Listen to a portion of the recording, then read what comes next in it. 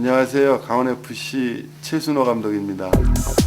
오른쪽을 뚫고 들어가다 2명, 3명을 제낍니다. 박찬선 선수에게 연결을 했습니다. 기다렸다는 듯이 박찬선 선수를 강하게 최순호 선수의 대포 같은 슈팅. 네. 청소년 대표가 되겠다, 뭐 대표 선수가 되겠다 이런 큰 꿈은 꾸지 않았어요. 세계 무대에서의 큰 활약보다는 내가 정해져 있는 그런 생활이었고 내가 좋아서 했으니까 재미있게 즐겁게 했던 기억이 나요. 대표 선수라는 관심의 대상이 이제 되는 시기가 있었는데 그때가 80년 겨울하고 봄이었던 것 같아요. 아마도 내가 모르는 가운데 많은 사람들이 대표 선수로서의 그 기대를 이야기했던 것 같아요. 대표팀이 들어갔는데 그 당시 한국 축구 대표팀이 중요한 시기에 있었어요. 내가 이제 대표 선수가 됐으니까 사명감이 좀 생겼던 것 같고 그래서 국가관이라는 것들이 이제 정립이 되기 시작했어요. 왜냐면 보통 우리가 돼 있었기 때문에 지금하고는 분위기가 많이 다르죠. 그래서 경기 전에 이제 태극기를 보고 애국가가 울려 퍼지면은 그런 데서 이제 국가관이 형성이 되고 그렇게 대표 생활을 시작을 한 것 같아요. 단 이제 대회에 나가서는 언제든지 승부보다는 또는 결과보다는 또 대회 성적보다는 내가 항상 즐긴 데는 재밌게 하려고 했던 기억이 나요. 득점을 제일 많이 했다는 얘기는 했었고 그때 뭔가 하나 좀 받아왔던 기억이 나는데 그게 어디 있는지는 모르겠어요. 상대가 뭐 그렇게 강하다 약하다 이런 느낌도 없이 그냥 경기에 최선을 다하는 그런 생각으로 했었어요. 그래서 또 그 당시에는 좌우 뒤로 좋은 선수들이 참 많았어요. 그래서 선배들이 지원을 잘해줘서 나는 이제 골 넣는 일에만 충실하면 됐기 때문에 골을 많이 넣을 수 있었던 그런 기억이 나요. 뭐 분명한 거는 시대적인 차이가 있겠지만 그 당시의 환경 분위기로 따진다면은 요즘 같은 환경에 적어도 몇 배 이상은 컸다고 난 생각을 해요. 요즘 우리가 얘기하는 이제 환상이라는 얘기를 많이 하는데 정말 환상적인 그런 플레이를 했던 것 같아요. 그래서 나 자신도 내게 놀랬었고 그래서 호주 사람들 또는 뭐 세계 축구 팬들이 대한민국이라는 청소년 팀에 주목을 했었고 그래서 많은 사람들에게 관심이 대상이 됐던 시기였던 것 같아요. 국가의 행사에는 더 철저해야 되는 주위 여론 때문에 그랬던 것 같아요. 그래서 아마 아주 경기 실적이 좀 미비할 거예요. 소속팀이 있어도 소속팀에 있다가 대표팀 경기 나가는 게 아니라 태릉 선수촌에 있다가 소속팀 경기를 나가는 거니까 그럴 수밖에 없죠. 한국 축구의 이제 수건인 32년 만에 월드컵에 본선에 진출하는 쾌거를 이뤘는데 사실 그 이전에 한 2년 정도의 여정을 보면은 굉장히 어려움이 많았어요.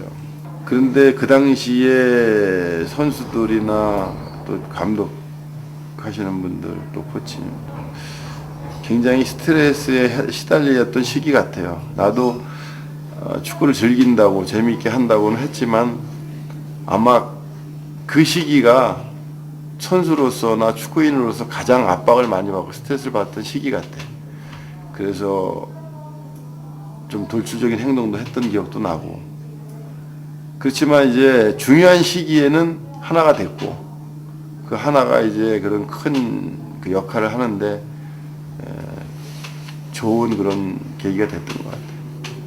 예선전에서 참가하지는 못했지만 차범근 선배가 참석 또는 참여하기를 바랬고 그것은 아무래도 우리 팀의 전력의 배가 될 거고 그래서 같이 이제 정해진 기간 동안에 훈련을 했어요. 우리가 처음에 같이 훈련했던 것은 독일 전주훈련 갔을 때 현지에서 이제 합류해서 연습 경기 했고 또 멕시코에 가기 전에 미국 콜로라도에서 약 한 달 동안 그 다음에 LA 거쳐서 멕시코에 들어가기 전까지 훈련을 했는데 좋은 시간이었어요.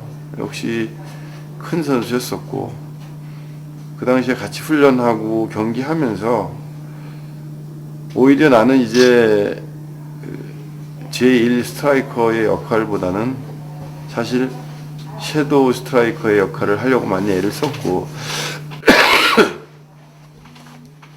이제 대체적으로 이제 투 스트라이커를 많이 쳤는데 우선 내가 패스에 대한 자신이 있어서 그런지 몰라도 차범근 선배의 움직임은 우리가 평소에 했던 다른 선수들하고의 움직임과는 달랐고 나도 가능한 한 거기에 보조를 맞추려고 노력을 했고 또 경기를 하면서 움직임이 좋다. 내 패스도 좋은 움직임을 하니까 잘 나가는구나 이런 정도의 느낌을 가졌으니까 아주 좋은 그런 파트너였다고 생각을 해요. 단 이제 우리가 너무 짧은 기간을 함께 했기 때문에 더 좋은 경기를 못했다는 게 좀 아쉽죠.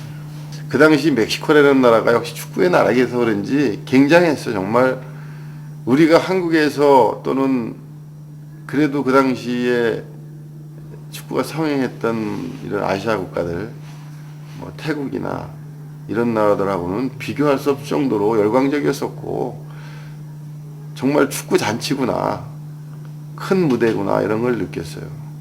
그래서 우리 나름대로 이제 준비도 많이 했다고 생각이 되고 지금 생각해 보면 뭐 계속 이야기들을 참가했던 분들이 이야기들 하지만 그 당시 선수들 또 감독님들께서 이야기를 하지만 많은 것이 부족했었고 경기에 나가게 됐는데 나는 특별히 어떤 뭐 강한 팀하고 한다 해서 긴장을 하거나 그런 스타일은 아니지만 그 경기에서 왠지 모르게 참 큰 벽이구나.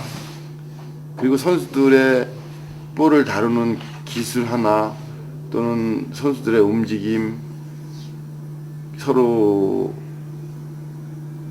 도와주고 도움받고 하는 모습들이 우리는 저렇게 하지를 못했구나.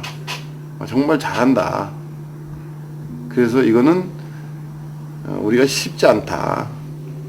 그런 생각을 하면서 경기를 했고 볼을 가지고 돌아서서 이제 한 2명을 제치고 가운데 쪽으로 이제 치고 들어가는데 그 사실은 내가 볼을 더 가져가야 되는 상황인데 박창선 선배가 그 볼을 가로채더라고. 그래서 나는 이제 그 앞을 지나갔고 거기서 바로 그냥 한 번 밀고 박창선 슈팅한 게 골이 들어갔는데 좋은 결과였어요. 또 한 장면이었었고 뭐 그런 개인적인 장면은 늘 기억이 나고 그러나 그런 개인적인 장면들이 이제 하나로 엮어지질 않고 또 전체로 이어지질 않으니까 이제 우리가 약했던 거죠.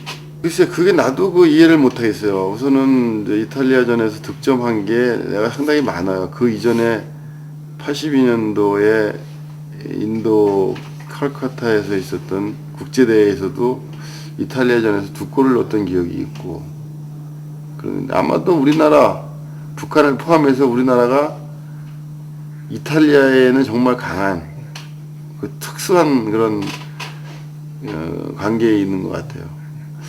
그 지금도 내가 보면 생각해 보면은 그런 하나의 연장이 아니었나 생각이 되고 또 전체적으로 볼 때 이탈리아하고 팀하고 경기하면은 경기를 조금 더 낮게 했던 그런 기억도 나요.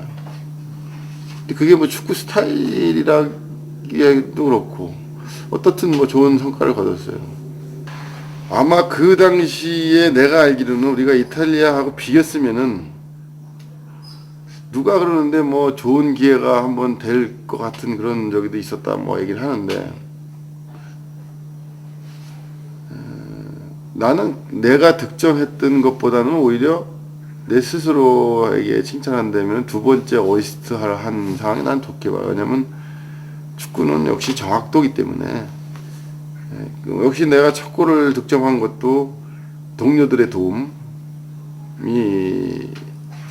크게 작용을 했지만 오히려 2번째에 내가 헤딩으로 하고 또 허정무 선배가 슈팅하는 장면은 정말 정교하게 이루어졌기 때문에 그걸 나는 굉장히 더 내 골보다도 좋은 장면으로 기억을 하고 있어요. 제일 첫 번째 제의는 80년 보아비스타하고 3년 전을 치르고 나서 보아비스타의 관계자가 찾아왔어요. 이탈리아 문제 또 벨기에 이런 쪽에도 많이 있었는데 아마 이제 그 시기 86년 멕시코 월드컵을 치르고 한 1년 반 정도 그 안에 많이 이제 계속 독일도 얘기가 있었고 좀 즐기는 성격이라 그런지 해외 진출에 대해서 뭐 긴박하거나 내가 꼭 그걸 해봐야 되겠구나 이런 생각이 없었기 때문에 그냥 내 스스로가 아 그래 그냥 뭐 그 정도구나 아쉬움은 좀 남지만 내가 과연 그곳에 가서 한참 전성 시대에 가서 그 사람들하고 경기를 했다면 어떤 모습일까라는 생각은 하지만 그거에 대해서 뭐 크게 후회를 한다라는 생각은 지면서 이제 8강 진출이 이제 깨졌는데 그런 이제 오히려 결과보다는 그 과정들이 좀 아쉬웠던 것 같아요.